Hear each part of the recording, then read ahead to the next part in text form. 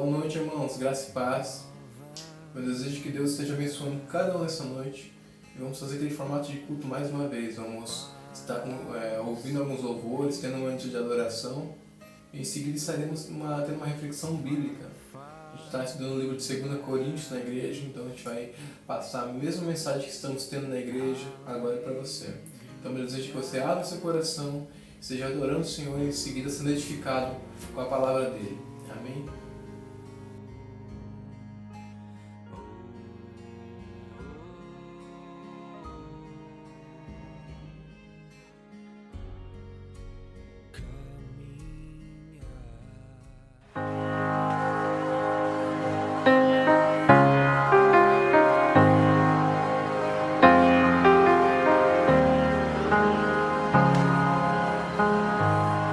Rei do meu coração, és o monte que percorro, a fonte que eu bebo, és minha canção.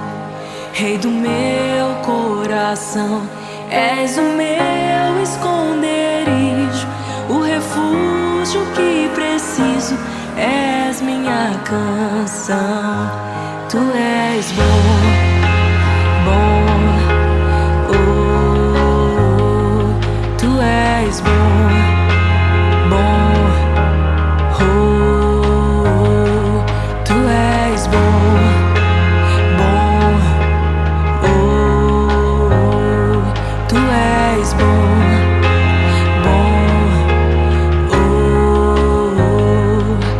Rei do meu coração, és o monte que percorro, a fonte que eu bebo, és minha canção. Rei do meu coração, és o meu esconderijo, o refúgio que preciso, és minha canção. Tu és bom, bom, oh, tu és bom, bom, oh, tu és bom, bom, oh, tu és bom, bom, oh, Rei do meu coração, és o vento em minhas velas, a âncora no mar, és minha canção. Rei do meu coração, és o fogo em minhas veias, o eco em meus dias, és minha canção. Rei do meu coração, és o vento em minhas velas, a âncora no mar, és minha canção. Rei do meu coração, és o fogo em minhas veias, o eco em meus dias, és minha canção. Tu és bom, bom, oh, tu és bom, bom, oh, tu és bom, bom, oh, tu és bom, bom,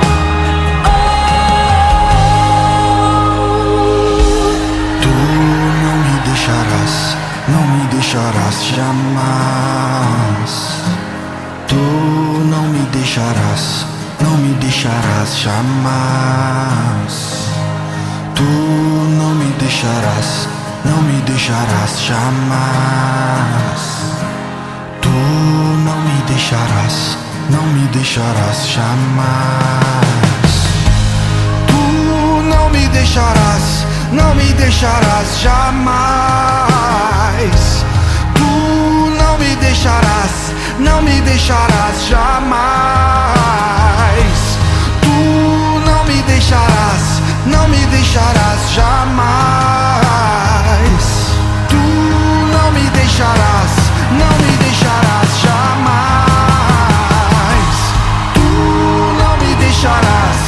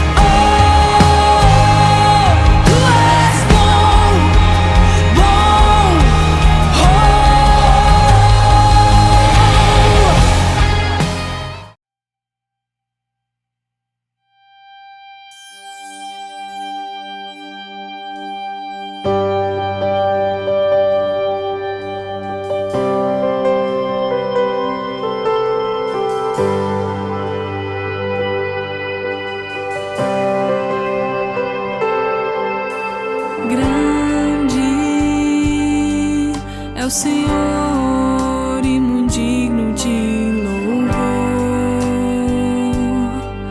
Na cidade do nosso Deus, seu santo monte, a alegria de toda a terra.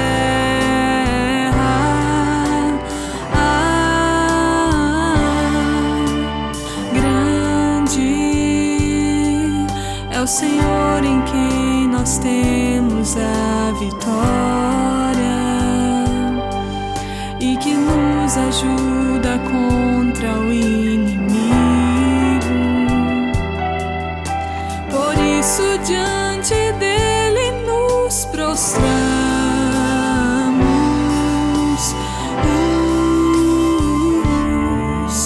Queremos o teu nome engrandecer e agradecer-te por tua obra em nossas vidas. Confiamos em teu infinito amor, pois só tu és o Deus eterno sobre toda a terra e céus.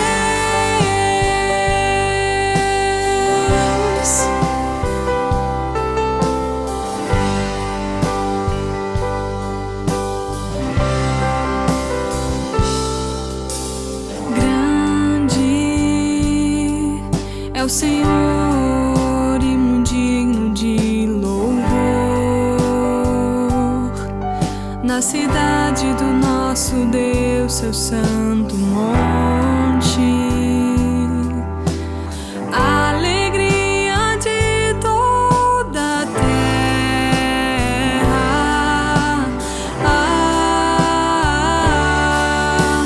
Grande é o Senhor em quem nós temos a vitória e que nos ajuda contra o inimigo.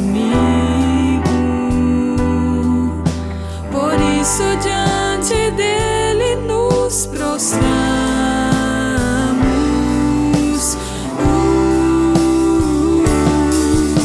Queremos o teu nome engrandecer e agradecer-te por tua obra em nossas vidas. Confiamos em teu infinito amor, pois só tu és o Deus eterno sobre toda a terra e céus.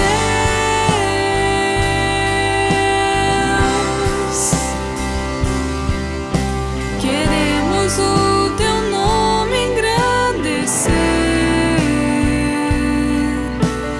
e agradecer-te por tua obra em nossas vidas. Confiamos em teu infinito amor, pois só tu és o Deus eterno sobre toda a terra e céus.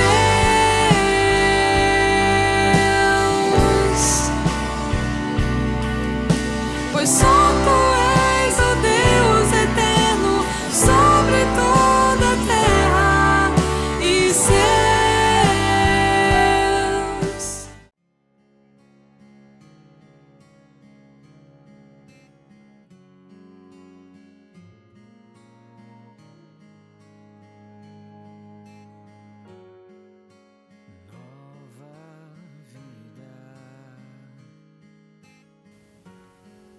Aqui nós estamos na carta de 2 Coríntios.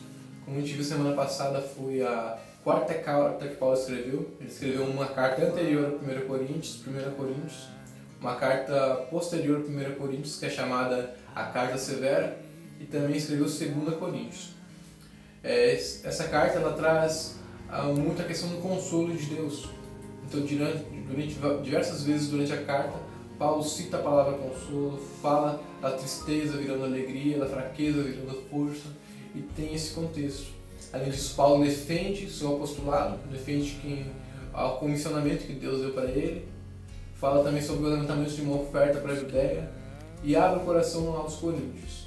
Então, assim, é uma carta muito pessoal de Paulo, uma carta que tem muito a nos ensinar. O livro de 2 Coríntios, capítulo 1, a partir do versículo 12, diz assim: podemos dizer com certeza e com consciência limpa que temos vivido em santidade e sinceridade dadas por Deus. Dependemos da graça divina e não da sabedoria humana. É dessa forma que nós temos conduzido diante do mundo e especialmente em relação a vocês. Nossas cartas foram claras e objetivas, não havendo nada escrito entre linhas ou que não conseguissem compreender. Espero que um dia vocês entendam plenamente, mesmo que não façam agora. Então, no dia do Senhor Jesus Cristo, poderão se orgulhar de nós, como nós nos orgulhamos de vocês.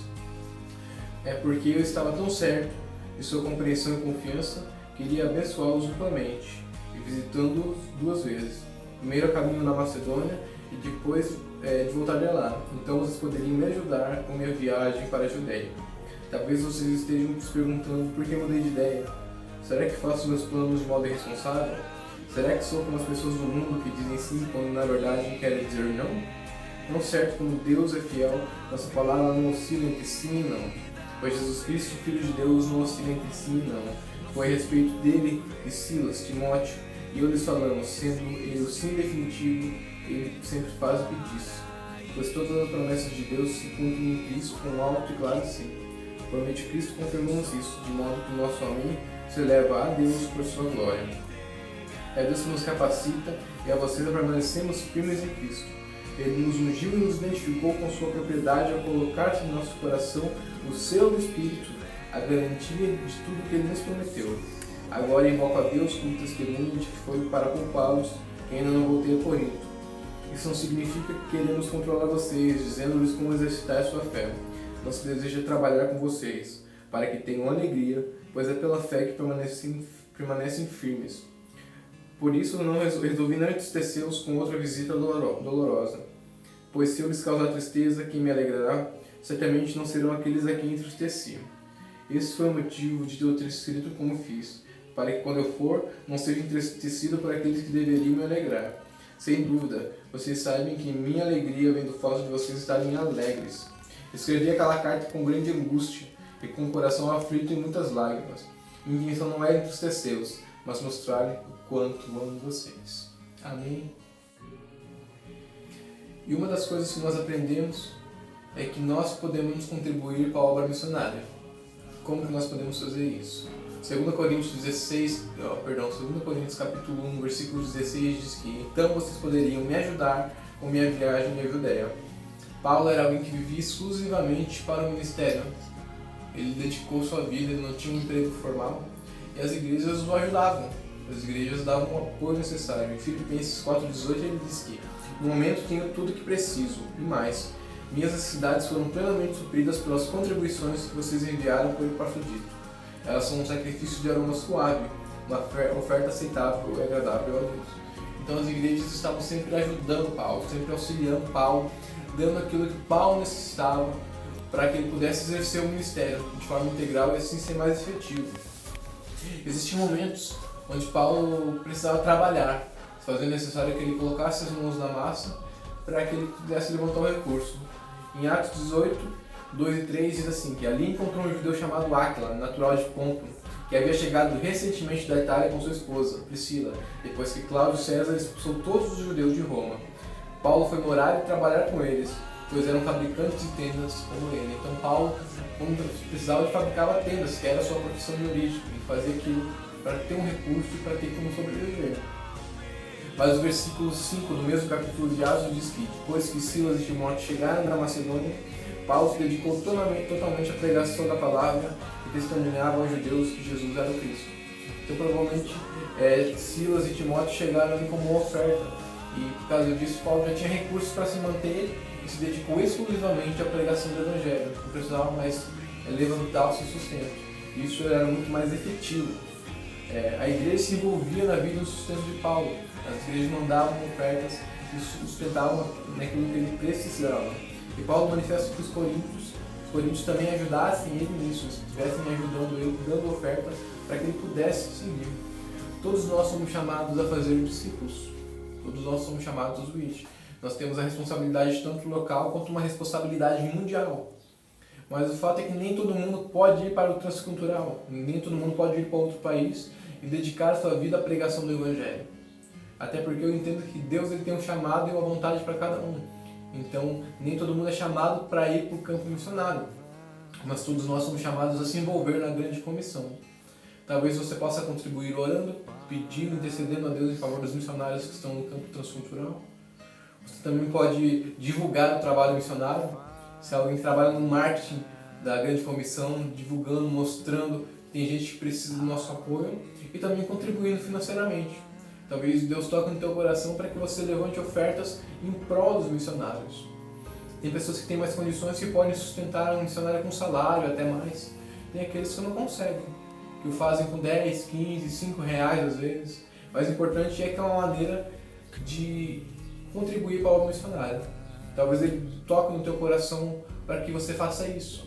Nós, como Evangélica Livre, nós temos a AMEL, uma associação missionária que ajuda a manter missionários, dá todo o suporte. Nós podemos contribuir financeiramente com ela.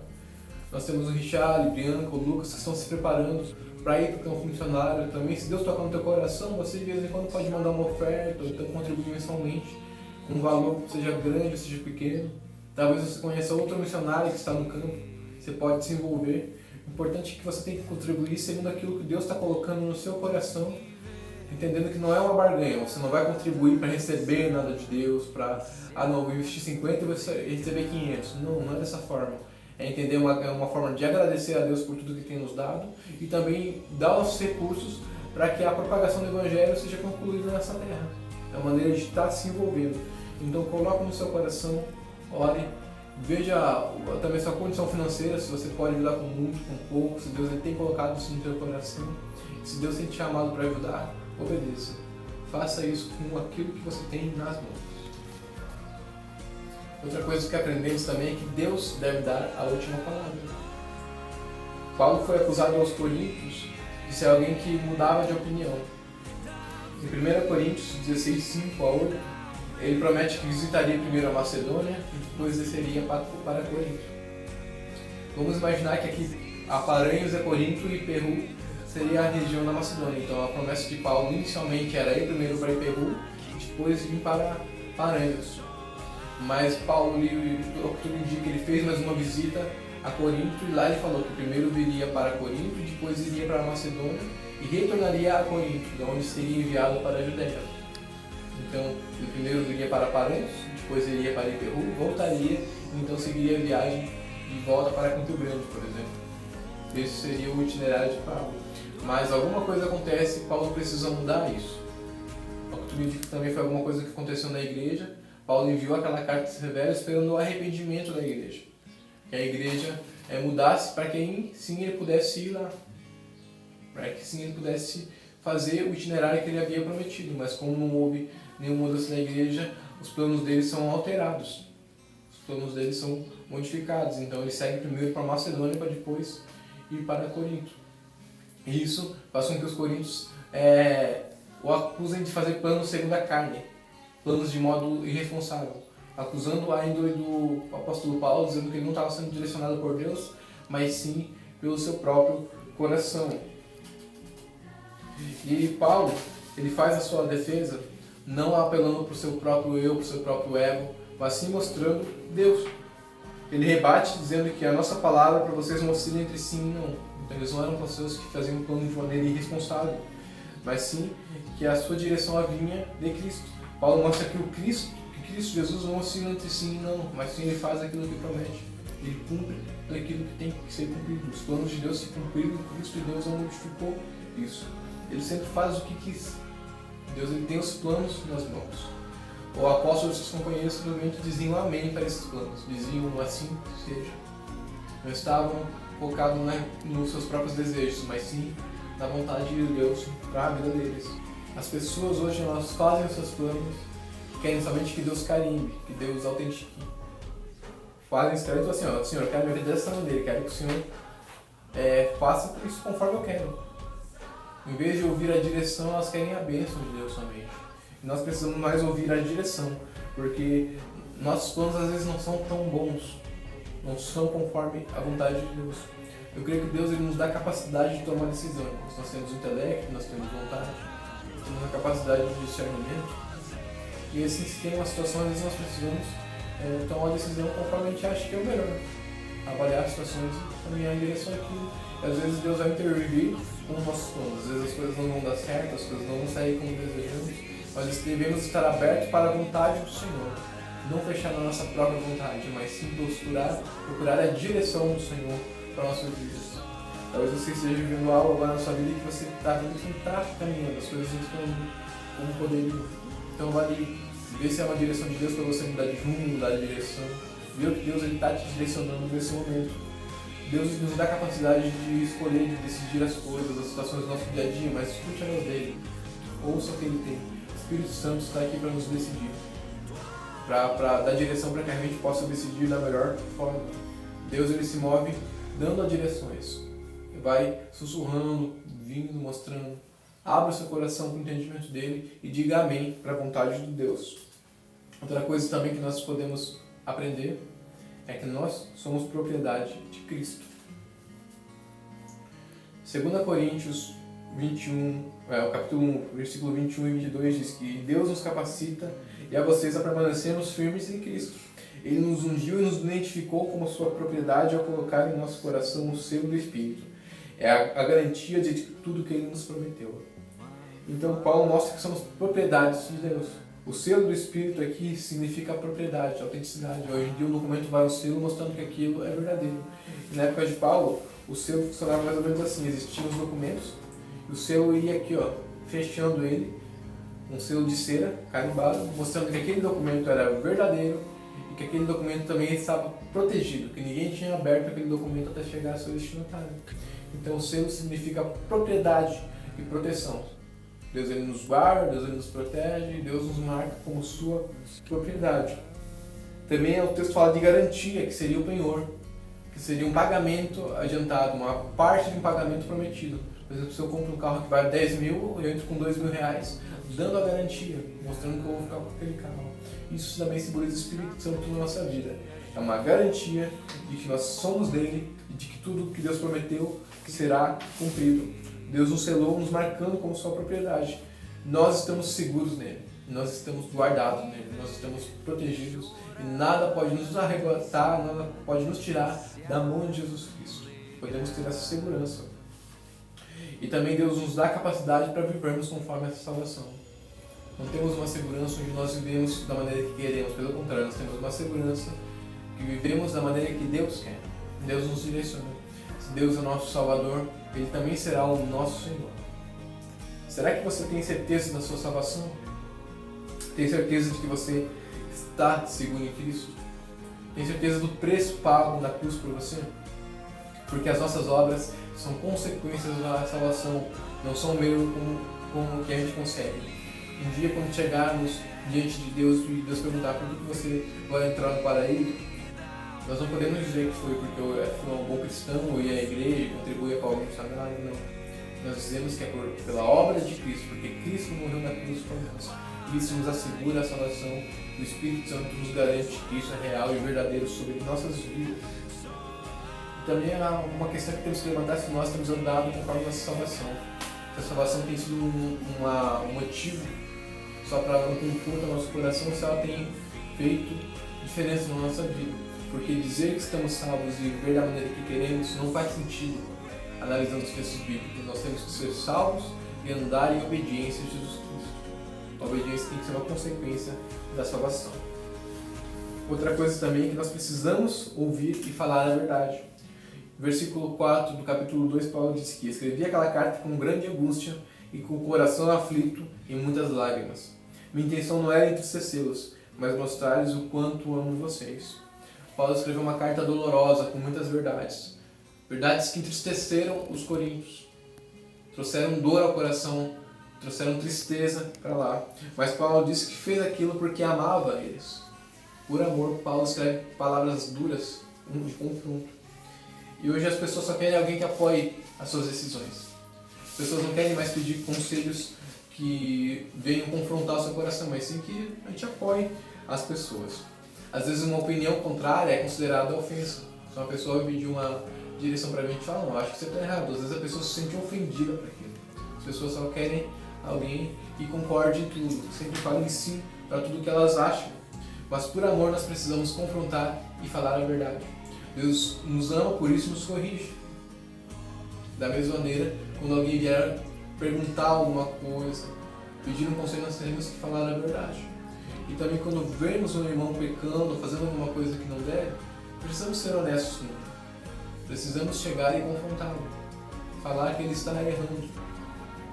Não de uma maneira a julgá-lo, não de uma maneira a vomitar coisas em cima dele, mas sim de uma maneira que traga arrependimento. Porque se a gente tiver um irmão errando, é nossa responsabilidade falar, irmão, você está errado nisso, você precisa mudar, você precisa modificar. Estar abertos a isso, a edificar os outros, porque a igreja é isso, é um trabalhando na vida do outro, um auxiliando o outro, um confrontando o outro. Então nós temos que às vezes falar a verdade sempre em amor, porque uma verdade dita sem amor é grosseria. É somente grosseria, não podemos ser grossos, mas sim falar a verdade na esperança que a pessoa se arrependa e mude de vida, para que ela cresça no Senhor. Quando você ouve uma crítica, você avalia ou rejeita? Quando alguém te fala alguma coisa, qual que é a sua atitude? É de se defender ou de maquinar sobre aquilo, de pensar sobre aquilo? Você está disposto a ouvir a verdade ou busca só aqueles que te agradam e vão concordar com suas opiniões? Porque nós temos que estar dispostos a ouvir e falar a verdade. Às vezes, uma maneira que vamos confrontar alguém, às vezes vamos ser confrontados. Eu, como pastor, preciso de melhorar muitas coisas na minha vida. Eu sei que na igreja nós podemos fazer isso, nós podemos alinhar, nós podemos crescer juntos. Então, o meu desejo é que você tenha um coração ensinado, um coração que busca o Senhor, um coração que, quando é confrontado, avalia a situação. Se a pessoa fala palavras duras, muitas vezes é porque ela te ama. E quando você falar palavras duras para alguém, confrontar alguém em relação ao pecado, alguma coisa, fale em amor. Fale em amor. Que o Senhor nos dê força para isso, irmãos. Que o Senhor nos dê graça. Vamos orar sobre isso. Senhor, enche nosso coração de graça, de temor, de amor. Faça com que a gente caminhe no Senhor e esteja disposto a ouvir a Tua voz em tudo. Vem sobre nós com graça, com poder, com ousadia. Derrama sobre nós e enche para que a gente viva uma vida cheia da Tua graça, transbordante do Teu amor, Pai. A gente viva alinhado com a Tua vontade, com a Tua palavra. Que sejamos pessoas que glorificam o Senhor em todo o tempo, para a Tua glória, honra e louvor, nossa vida seja. Te louvamos e adoramos em nome de Jesus. Amém, irmãos. Que o amor de Deus, a graça de Jesus Cristo e a comunhão do Espírito Santo estejam sobre vocês. Amém.